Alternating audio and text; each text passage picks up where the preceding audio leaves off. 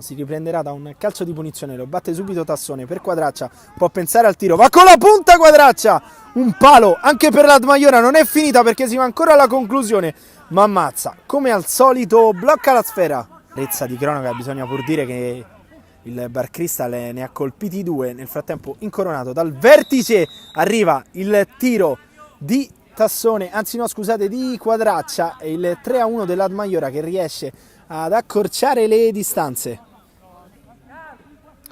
Palermi ferma tutto Cortesi, allora Quadraccia, il numero 9 pensa al tiro, qui non è precisissimo, mazza, 2-4 per l'Admaiora che prova a riaprire la partita, ancora con Quadraccia, doppietta per lui.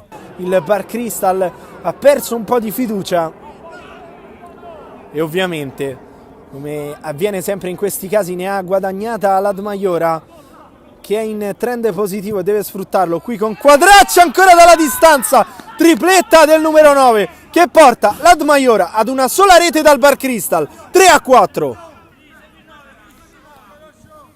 Quindi Tassone, Quadraccia, ancora il tiro di Quadraccia, poker per lui, la pareggia l'Admaiora, è 4-4.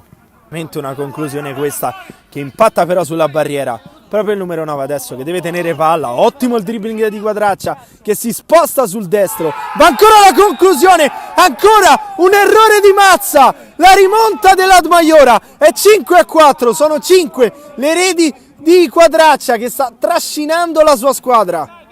Questa volta Mazza si fa perdonare degli errori precedenti anche se non è finita. Restivo, Quadraccia, ancora Tassone, di nuovo per Restivo, per Quadraccia! Il 6-4 dell'Admaiora è un delirio all'Atletico 2000, sorpasso incredibile della squadra di casa che ora allunga anche le distanze, mancano appena 3 minuti alla fine.